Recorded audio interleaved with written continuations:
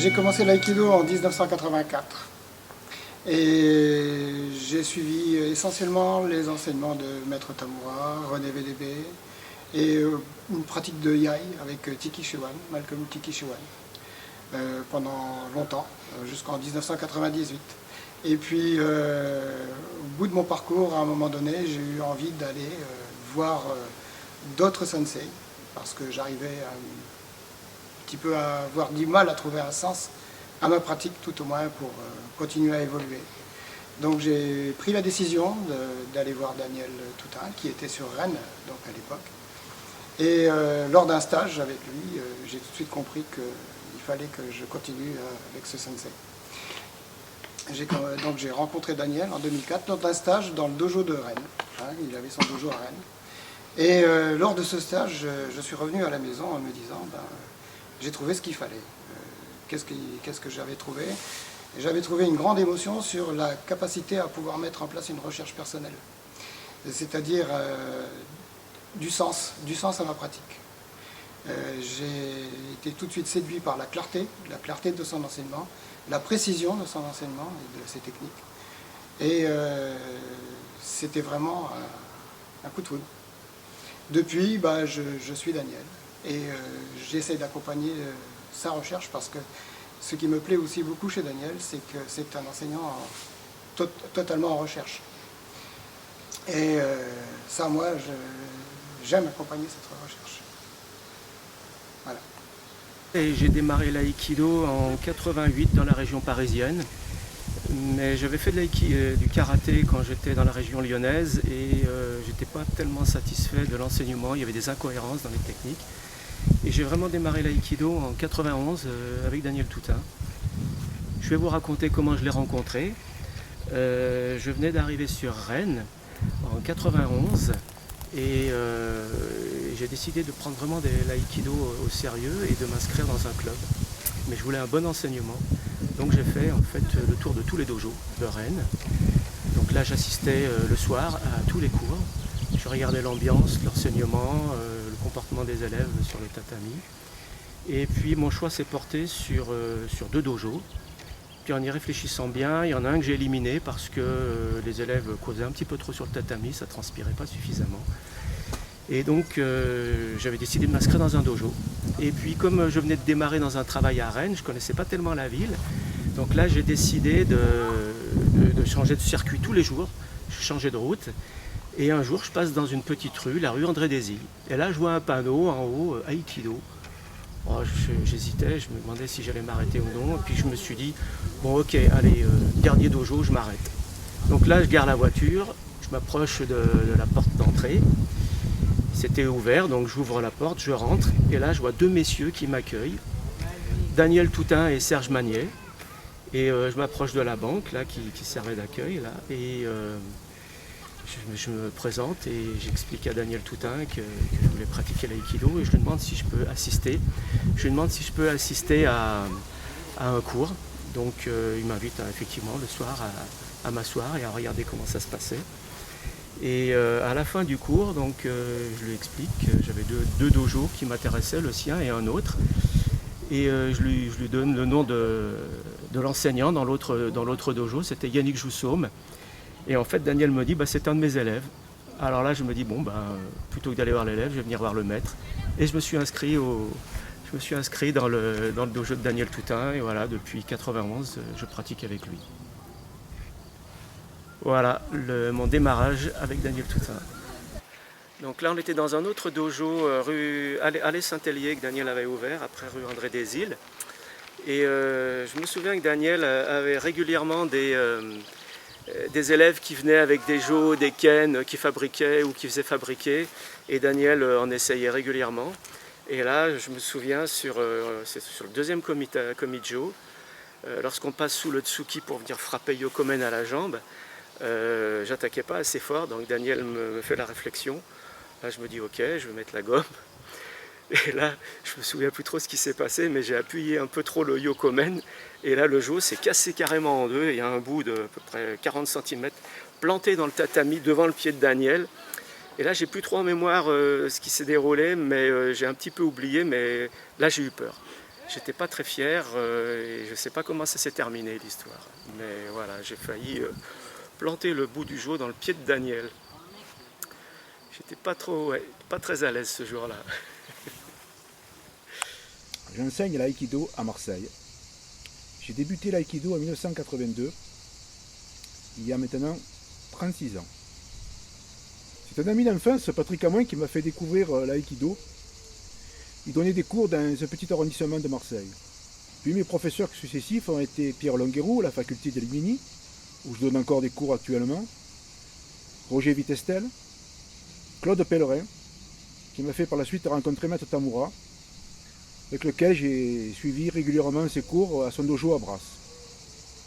J'ai été tout le temps intéressé par le travail de Saito Sensei. Et en 2004, Daniel Toutain avait intégré, avec son groupe Iwama Ryu France, la fédération d'aïkido de Maître Tamura. En fin 2004, je lui ai téléphoné à son dojo de Rennes et je l'ai vu directement. Il m'a proposé très gentiment de venir faire un stage au Shideshi qu'il organisait couramment. Et donc en février 2005, avec un ami Georges Lonestour de Marseille, nous sommes montés tous les deux faire ce stage au Shideshi avec Daniel Toutain. J'ai d'ailleurs une petite anecdote à raconter au sujet de ma première rencontre avec Daniel Toutain.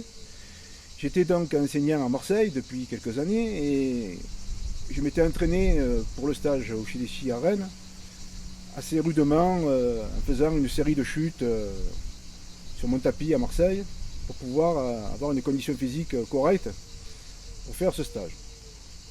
Et il se trouve que le premier cours d'aïkido qui a eu lieu dans ce stage au Shideshi avec Daniel Toutain a été une série de tsuburi.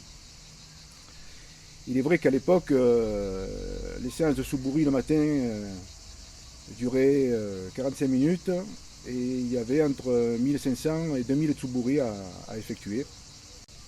Du coup, le soir, j'étais tellement épuisé après ces cours intensifs que j'avais même plus la force de lever un bras pour saisir un verre sur une étagère. Ça a été une semaine très intense et très enrichissante auprès des élèves de Daniel qui ont été très sympas avec nous et très chaleureux pour nous encourager dans mon total dénuement quand j'ai découvert donc cette pratique d'aïkido qui pour moi était nouvelle au niveau des armes mais aussi au niveau de la pratique taijutsu. Pour moi, ça fait une redécouverte et une remise en question totale.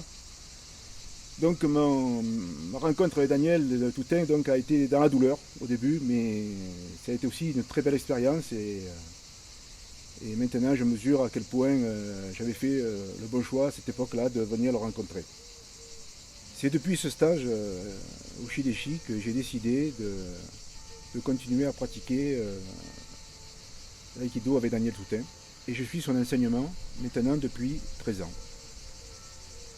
Je voudrais dire que j'ai la chance, enfin nous avons la chance d'avoir un enseignant de qualité qui est tout le temps en perpétuelle recherche de son travail. On pourrait qualifier Daniel Toutain comme un chercheur de l'aïkido. Il nous oblige aussi dans son enseignement à pouvoir chaque fois nous remettre en question et à continuer toujours à travailler d'une façon intense et régulière. Voilà, je voudrais, à l'occasion qui m'est donnée aujourd'hui, lui dire simplement merci. J'ai commencé l'aïkido en 1983 dans le groupe de Maître Tamura, FFAB, je suis Maître Tamura. Jusqu'au moment où j'ai travaillé avec Daniel, il y a même une période qui s'est chevauchée. J'ai connu Daniel en fin d'année 1995. L'histoire de ma rencontre avec lui, ça commence d'abord par ma rencontre avec Maître Saito dans deux grandes tournées qu'il avait faites en 85 et 89. Où il avait animé des stages dans plusieurs grandes villes en France, ainsi que dans quelques grands dojos parisiens. Et j'avais participé un petit peu à tout ça, donc j'étais sorti de cette rencontre très impressionné et intéressé. Et ça m'était resté toujours cette envie de travailler le style Iwama. Au point qu'en 91, j'avais même demandé à Maître Tamura s'il pouvait me recommander à Iwama pour être au Shideshi auprès de Maître Saito. Il avait accepté, mais il a créé son dojo à Brasse en 92, et comme c'était mon engagement de l'époque, j'ai déménagé à Brasse en 92. Et donc j'étais là-bas quand j'ai entendu parler de Daniel, à l'occasion, je pense, d'un article dans une revue d'arts martiaux qui est parue à l'époque. Et tout de suite, je lui ai téléphoné du dojo de Maître Tamura, où j'enseignais tous les jours à l'époque. Et je suis allé à son premier stage. Et ça s'est jamais arrêté depuis. Et j'ai continué avec lui, ça s'est jamais arrêté depuis, parce que j'ai trouvé ce que je cherchais, tout simplement. Contrairement à beaucoup de gens, je n'étais pas au départ intéressé par le travail d'Iwama par rapport aux armes, mais principalement par rapport au taijutsu. Dans le groupe, dans les fédérations, on va dire, entre guillemets, autant d'experts, autant de principes, autant de bases, autant de systèmes, il n'y a pas grand-chose qui fonctionne. Donc j'avais été intéressé, moi, par ce que j'avais aperçu des kions de Maître Saito en taijutsu, à Paris, à Lyon, à Orléans, à l'occasion de ces deux tournées. Et donc avec Daniel, on travaillait ça tout le temps, et ça m'a intéressé. Et en plus, son travail de recherche et d'évolution permanente qui m'intéresse et me donne aussi à travailler toujours et tout le temps. Donc, et évidemment, tout ça, c'est dans une très grande variété d'approches, mais aussi à chaque fois, par exemple, si on reste un petit moment sans le voir, tac, il a sorti un autre système pour nous amener toujours vers la même chose, mais par un angle différent. Ça, c'est très, très, très intéressant et enrichissant à long terme.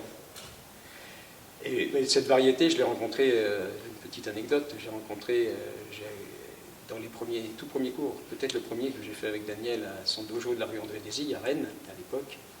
Donc ça devait être en fin 95 ou début 96. Et il m'avait demandé ce que j'avais envie de travailler. J'avais répondu Kaiton Nage parce que j'avais des questions. Et puis boum, c'est parti.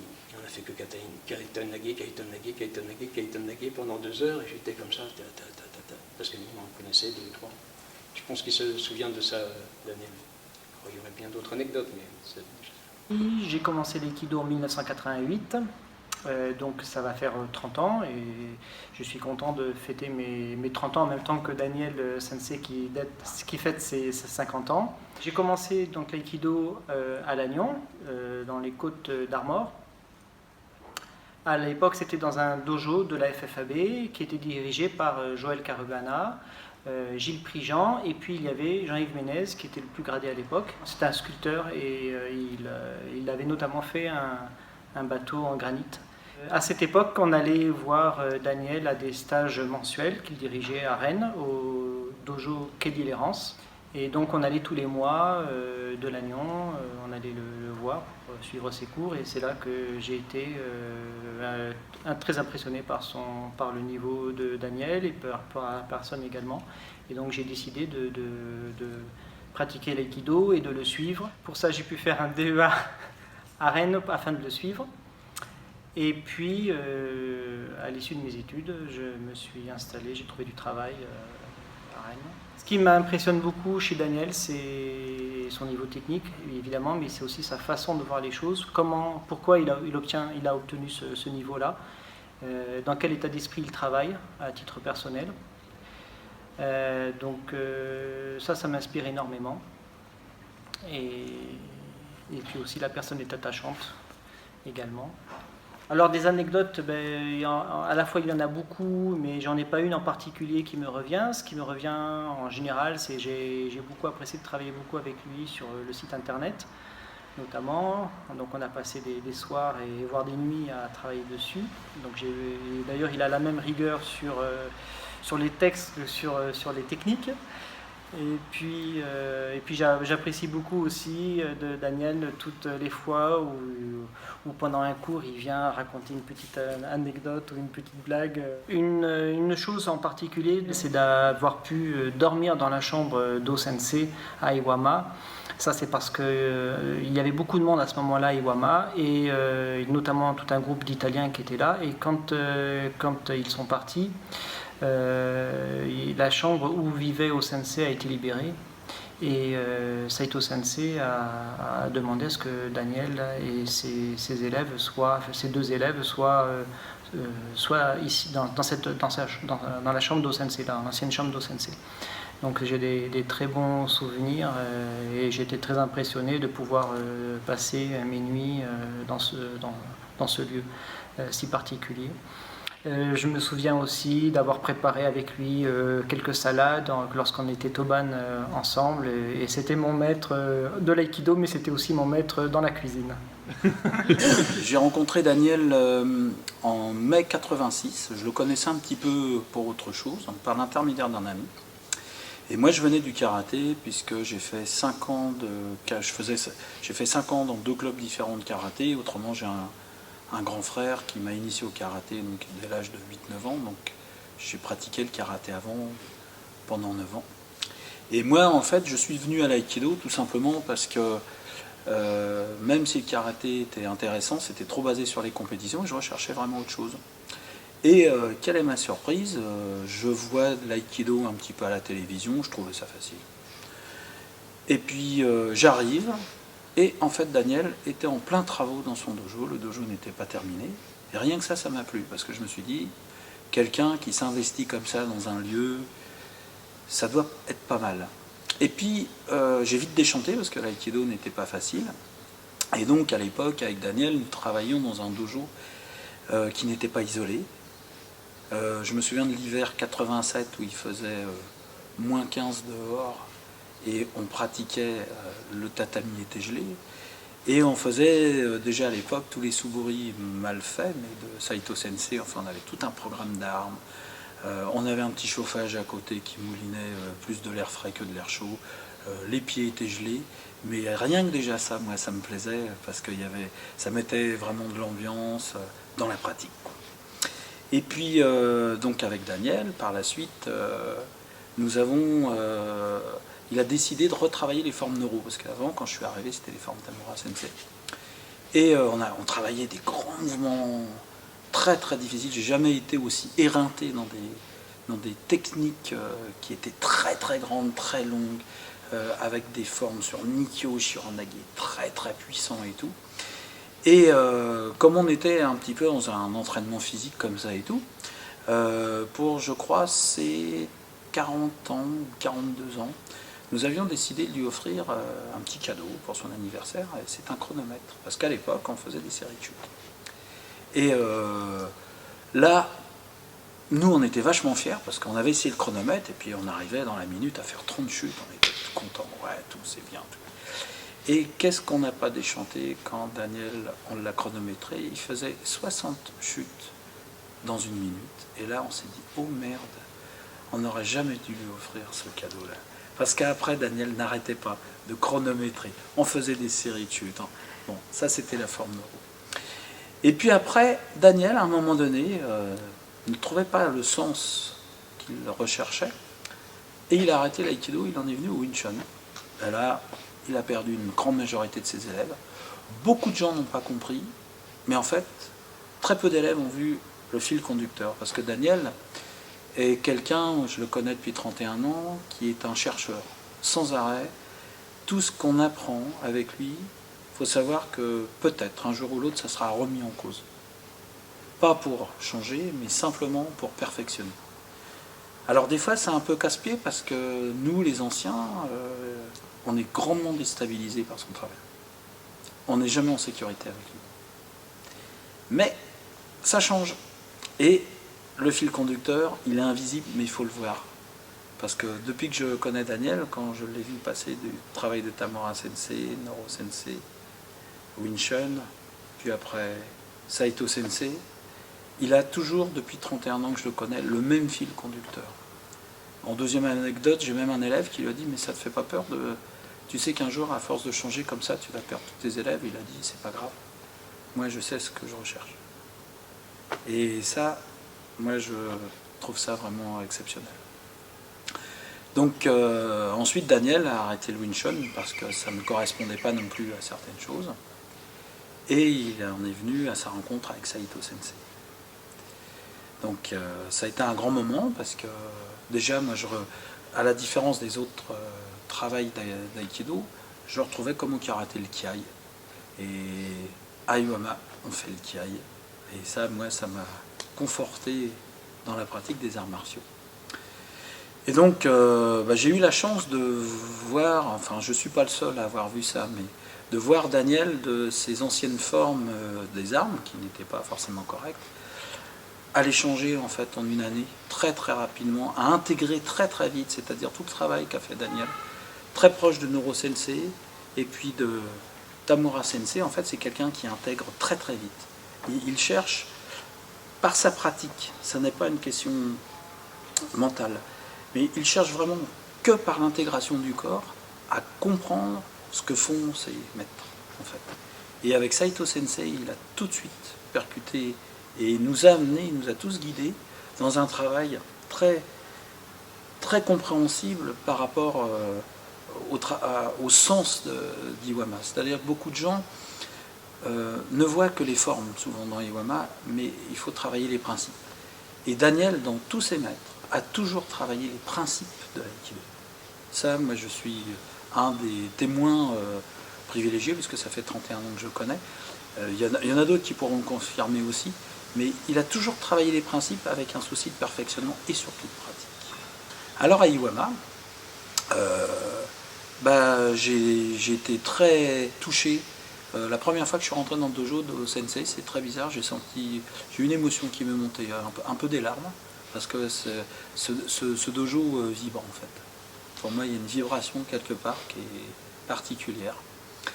Et à Iwama, c'était la joie de voir Saito Sensei, de voir comment ça se passait, de reconnaître aussi le dojo dans lequel on voit O Sensei dans le film des années 60, de voir, de vivre dans ce lieu mythique. Par rapport à l'entraînement d'Iwama, l'entraînement de Daniel nous a bien préparés et il n'y a jamais eu de problème. J'ai trouvé ça très bien, très enrichissant. Mais surtout, moi j'ai vu ce que Daniel importait d'Iwama dans son dojo et dans sa pratique quotidienne, même si après il a changé de dojo. Qu'est-ce qu'il a importé? Il a importé toujours ces notions de rigueur, ces notions de hammi, en fait, qu'on a beaucoup de mal à comprendre au début. Parce que le hammi, au départ, dans l'aïkido, est enseigné, mais pas précisément comme à Iwama. Et cette notion triangulaire très très particulière du hammi qu'a mis en place le fondateur, qu'a transmis Saito Sensei, Daniel l'a complètement intégré et ne fait que de le répéter tous les jours dans le travail des armes et dans le travail à main nue. Et moi je m'aperçois personnellement que si une saisie, une simple saisie, si le hammi de base n'est pas mis, il y a plein d'ouvertures en fait où on peut déstabiliser la personne, la frapper. Parce que moi j'ai toujours mes réflexes de karatéka, donc je vois tout de suite si le hammi, je le sens même quand on me saisit, si le hammi est correct ou pas. Et c'est vraiment une révolution, ce placement des pieds très précis comme Daniel amène, et avec le sens, c'est une révolution, je trouve, moi, pour les arts martiaux. J'ai commencé en octobre 1976, je me suis inscrit à l'Institut Noro, rue des Petits Hôtels à Paris, et Daniel Toutain était instructeur à l'Institut Noro. J'avais la chance de pouvoir participer à ses cours, au cours de Noro Sensei et également au cours de Daniel Martin. Et Daniel est parti de l'Institut Noro en 1978. Je l'ai rejoint en 1979 lorsque Noro Sensei a décidé de créer le Kinomichi. Et je l'ai suivi pendant 1 an et demi, rue Linois, dans le 15e arrondissement. Et après, il est parti à Rennes, donc on s'est non pas perdu de vue, mais je ne le voyais plus que lors des stages. C'est lui qui m'a fait découvrir Maître Tamura à l'époque. Et quelques années plus tard, il a arrêté l'aïkido pour faire du Wing Chun. Et j'ai su en 1995 qu'il faisait Iwama Ryu et qu'il faisait un stage à Paris tous les mois. Donc j'ai voulu aller le voir parce que pour moi, Daniel était le reflet fidèle de ses maîtres et je savais qu'avec son travail, j'aurais un aspect fidèle du travail d'Iwama. Je n'avais jamais été convaincu avant par le travail d'Iwama. Et les premiers stages que j'ai faits, c'était à l'époque rue de la Chapelle à Paris. J'ai tout de suite accroché et du coup je suis Daniel depuis 1995 pour faire Iwama Ryu. C'était des cours assez intensifs et toujours très instructifs. J'apprends, je peux dire encore après 40 ans, après plus de 40 ans de pratique, j'apprends toujours quelque chose avec lui. Chaque cours m'apporte quelque chose, ce qui n'est pas toujours le cas des différents instructeurs que j'ai côtoyés dans ma vie. Et que t'apporte la pratique d'Iwama? Une grande précision, j'ai découvert que l'aïkido pouvait être efficace. Je n'ai pas cru à l'efficacité pendant mes 20 premières années de pratique. Je doutais beaucoup de l'efficacité de l'aïkido. Et quand j'ai découvert l'aïkido d'Iwama, je me suis rendu compte qu'en fait l'aïkido d'Iwama était un aïkido sans être forcément violent ou dur comme beaucoup de gens le pensent. C'était un aïkido qui était très riche et très proche de ce qu'on voit dans les films du fondateur. Et j'ai tout de suite pensé et compris que c'était le meilleur chemin à suivre.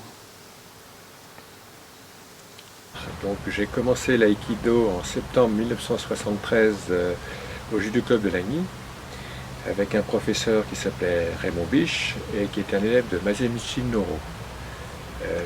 Immédiatement passionné, en décembre 1973, je montais à Paris m'inscrire chez Noro Sensei.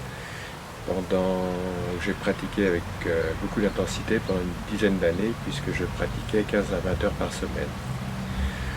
En août 1977, j'étais diplômé professeur d'État. Je quittais Noro à peu près dans les années 1984 et je me suis arrêté de pratiquer pendant 3 ou 4 ans. Voulant reprendre l'aïkido qui m'avait jamais quitté dans la tête, je faisais un petit tour de France et je choisissais de m'inscrire chez Christian Tissier, où j'ai pratiqué encore une dizaine d'années.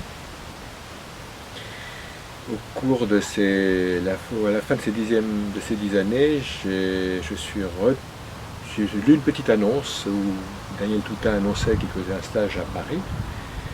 Et je me suis dit, tiens, Daniel Toutain, oui, c'était mon senpai chez Noro, et pas n'importe qui. Donc j'ai été voir en fait en espérant pratiquer comme nous pratiquions chez Noro. Et quelle a été ma surprise de voir une pratique assez différente que je ne connaissais pas du tout. Alors, en fait, il y a eu 2 surprises. La première, c'est que j'ai retrouvé un Daniel Toutain qui avait pris un petit peu d'embonpoint, qui était très svelte quand je l'ai connu chez Noro, et là, qui avait, excuse-moi Daniel, mais tu avais dû doubler de volume. Et puis, la deuxième surprise, c'est j'ai particulièrement en souvenir un Nikyo qui marchait, alors que depuis ma formation chez Noro, il n'y avait pas grand monde qui était capable de me le faire, en fait personne.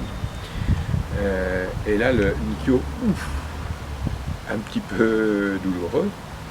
Et la deuxième surprise, ça a été de passer dans ses mains sur un Irimi Nage, où j'ai vraiment eu l'impression de passer dans une vis sans fin, dont j'ai encore quelques sensations actuellement. Voilà, et depuis donc plus de 20 ans maintenant, je pratique dans la sphère d'Ikiwa-Maryu,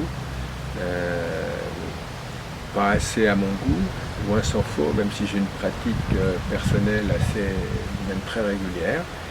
Et Daniel m'a fait l'honneur de remettre un 6e dan. Donc voilà. Je voudrais apporter un témoignage de sympathie et d'amitié à Daniel Toutain pour ses 50 ans de tapis. Je suis en fait très heureux qu'on m'ait sollicité pour ça, pour ce témoignage, parce que je considère Daniel comme un ami. Oui, et ce qui est étonnant, c'est que normalement un ami, on le voit souvent, on le voit régulièrement, et c'est franchement pas le cas avec Daniel. Et ça, je crois que c'est l'aïkido. C'est le fait de l'aïkido, c'est-à-dire que l'aïkido, par l'expérience, par la pratique, crée des liens qui restent, et même si on ne se voit pas très souvent, on reste malgré tout liés, et c'est le cas avec Daniel. Notre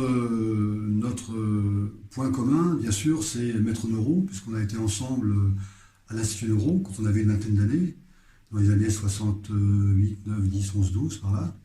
Et je garde de cette période de très bons souvenirs.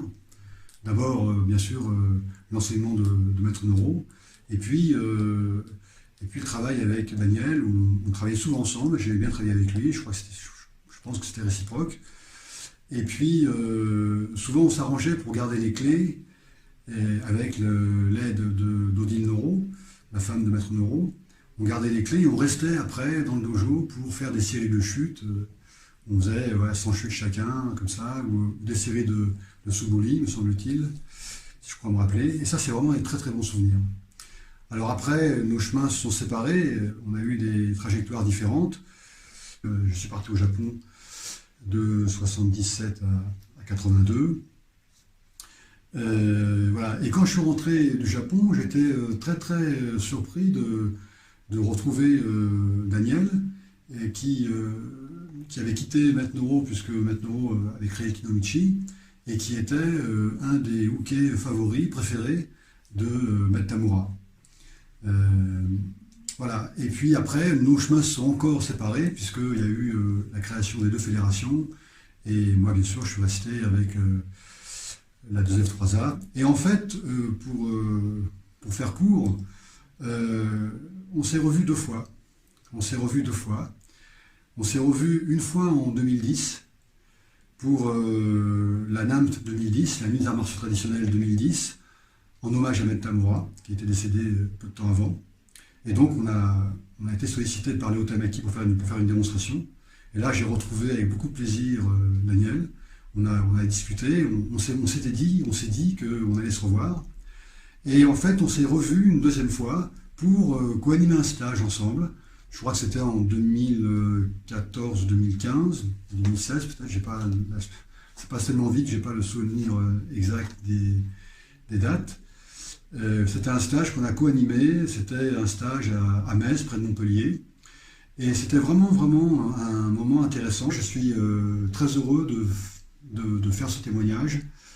Voilà, j'ai toujours eu beaucoup de respect pour Daniel, beaucoup de respect pour son travail, pour son engagement auprès de grands sensei. Il s'est engagé énormément auprès de Noro Sensei, auprès de Tamura Sensei, auprès de Saito Sensei.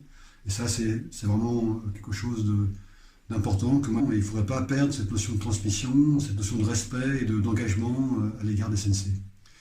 Voilà, et bien je souhaite vraiment une très belle fête pour ces 50 ans de tapis à Daniel. Et j'espère qu'on se reverra très vite. Bonne fête et bonne pratique. Et surtout, vous avez beaucoup de chance d'avoir un grand sensei comme Daniel Peton. Merci, je l'applaudis.